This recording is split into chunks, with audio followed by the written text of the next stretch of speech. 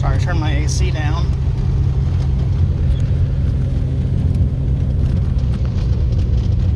I think this is it down here.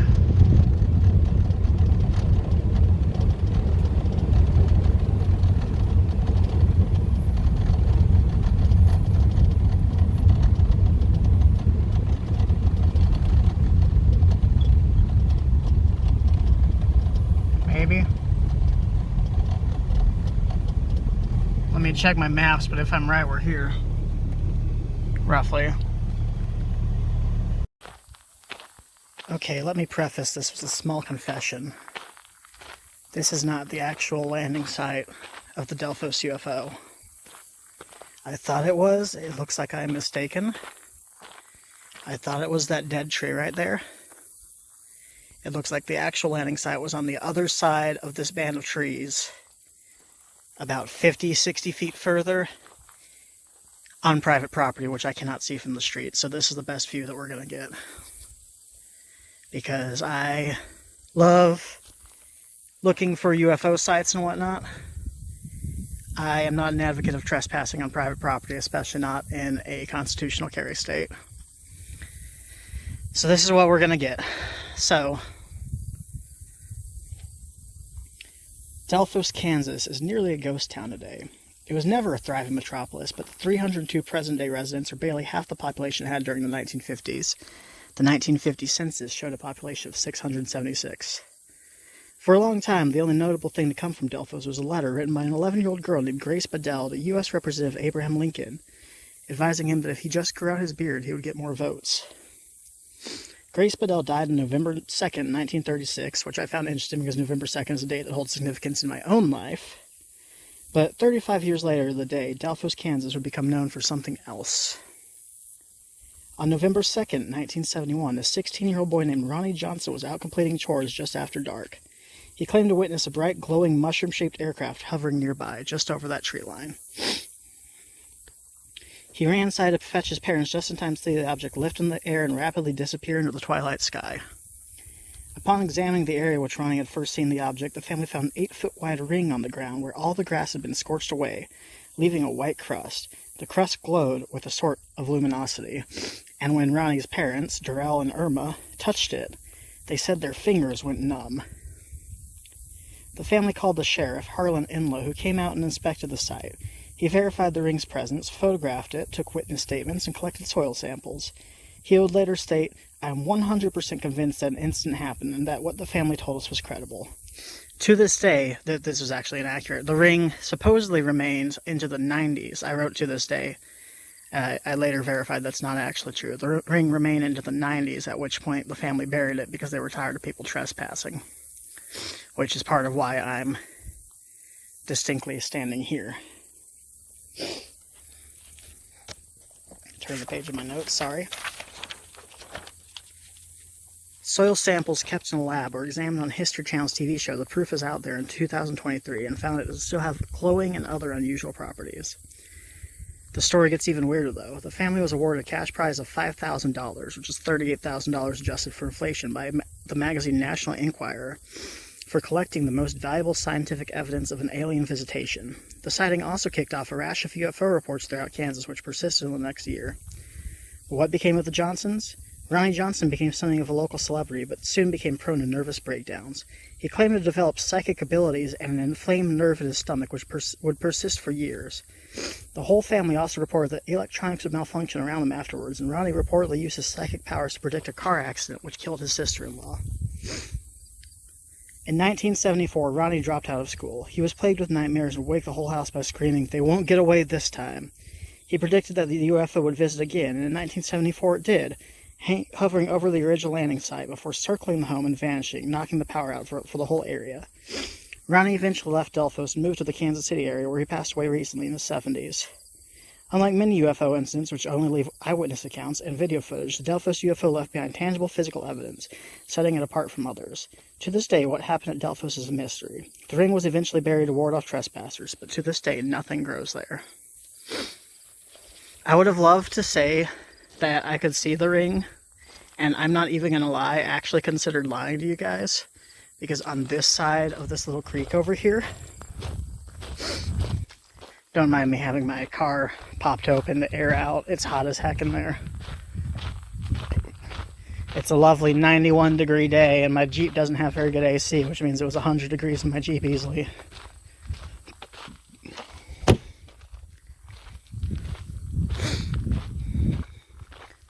I consider just straight up lying and saying that I found the dead patch, because in this field over here I did see several dead patches, but I felt like that would have been dishonest.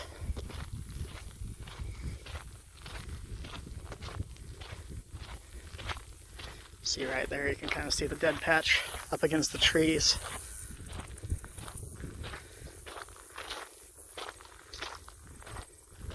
I mean, I might be wrong. That might be the spot where it landed, in this bit of bush. But police reports included a sketch which showed a shed. And there's no structures over there, although it was 50 years ago. So the shed could have disappeared.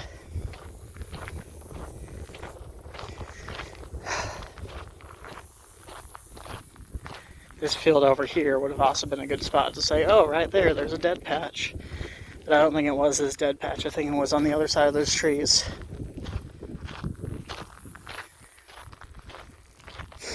I also noticed, if you'll remember in my Stoll video, which I keep referring to, there are tiny cemeteries like this all over Kansas. Well, guess what? There's a tiny cemetery right here. A short walk from the UFO site. Because these family cemeteries really are all over Kansas. And I believe, from my research, that Irma Johnson is buried here.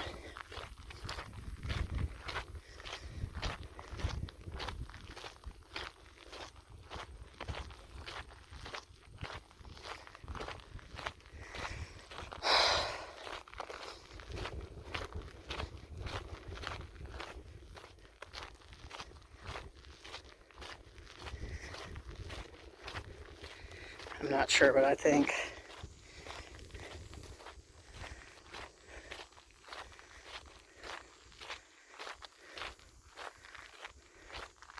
St. Paul's Church used to stand on these grounds.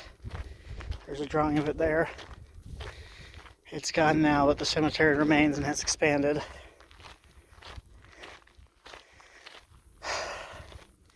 Looks like the cemetery gates are locked, and y'all know I don't trespass, so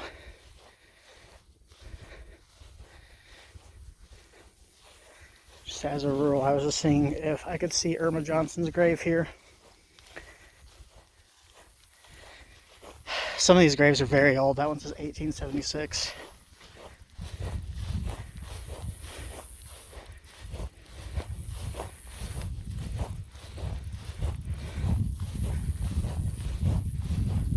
Oh, there was a hawk. Trent, Nelson, Haas, McCain, Crone, Stauffer, Hostley. That's an interesting last name. Crone, Sickanek, Tennyson, Smith, Davis, Ryder. I don't see any Johnsons.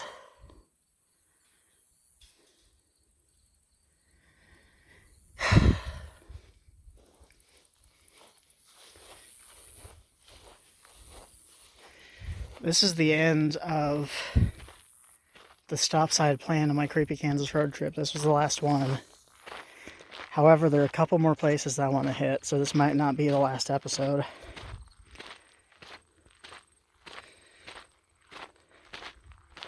Part of me wants to go visit the Bender Mounds. The Bloody Bender Mounds.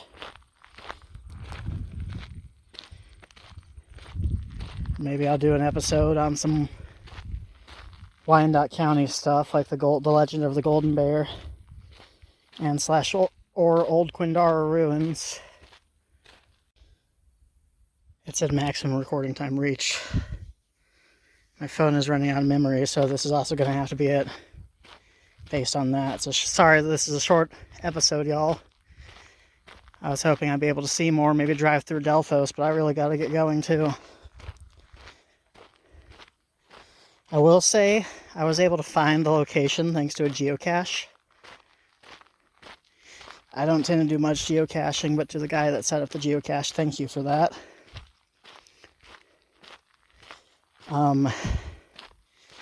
I did find the actual geocache and add my name to it. May have gotten poison ivy doing so. It's hot as fuck. I gotta get the rest of my way. So, sorry I said the F word, Granny. I know you're gonna watch this.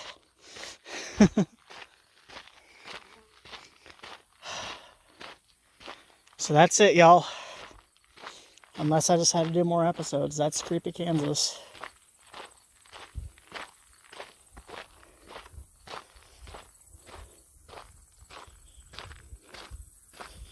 I don't know if you hear it on camera, but I keep hearing a hunting dog bay, so I'm also going to get out of here before I get shot.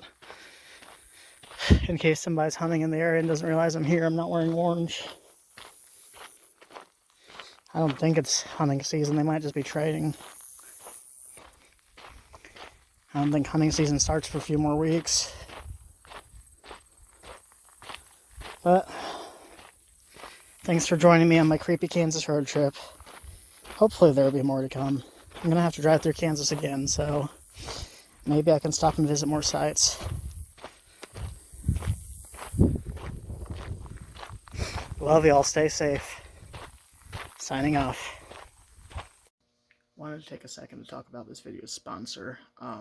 This video is sponsored by me.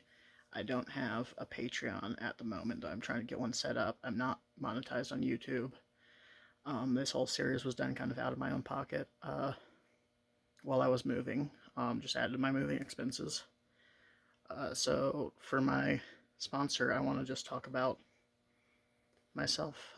For those of you who don't know me, I am a horror author. I do have a book out, The Woods, a horror novel by Hazel A. Baumgartner. You can get it wherever books are sold. I will say, by the time this video comes out, it should be on sale on Amazon and on Kindle for Halloween. The book turns 1 year old 2 days after Halloween. It came out on November 2nd, so to celebrate it being out for 1 year and to celebrate the spooky season in general, it's going on sale. So it should be on sale now. Again, it's The Woods, a horror novel by Hazel E. Baumgartner. If you like spooky stuff, if you like cryptids, if you like horror, it should be right up your alley. So, after I left Delphos, I didn't get any of this on tape because my camera was basically dead, and I was in a hurry to get back to Kansas City, because I didn't want to be driving out past dark, and it's a long drive across Kansas. But I left Delphos, and I stopped in the town just south of Delphos that I cannot think of the name of. And there's a Casey's general store there. So I stopped at Casey's, and I went inside to get ice, because like I mentioned, it was over 100 degrees in the car, and my phone was overheating, and I was overheating, and it was just a hot as fuck day, so I went inside to get ice. And when I came back out, there was a PT Cruiser that was pulled over in the parking lot with the hood up, overheating and stuff. And there were a couple of teenagers, like high school kids, trying to fix this PT Cruiser. And I stopped to talk to them because I used to have a PT Cruiser, and they're pieces of shit, and I kind of know some of the tricks to get them working. And they had an older friend who had a truck and kind of knew what he was doing with cars coming. I didn't get his name. He declined to be interviewed on camera, but it turned out, said that he used to take care of Irma Johnson before she passed. And, yeah, he said that she did show him the circle in the yard where they had to cover it up with dirt because nothing would grow there. And she maintained until the day that she died that her son's description of the events was more or less legitimate. So I wish I could have gotten him to agree to a quick interview on camera, especially because it would have padded out the runtime of this video right now, which is a little bit on the shorter side compared to some of the others. But it was this neat little bit of extra credibility to the story that, you know, I don't get with a lot of the others. When I did the Inman Lake video, I tried interviewing people, and asking about the monster, and most of the people in town either didn't know what I was talking about, or if they did, they didn't want to talk about it. But with this kid who was Irma's caretaker, I did kind of get a direct line to the legend, so that was cool. Just wanted to share that real fast. I filmed these a little bit out of order. There will be one more episode of Creepy Kansas, which will hopefully come in like the next week or 2 weeks. I actually filmed it before this one, so they'll be out of order, but that one will be my mind went totally blank.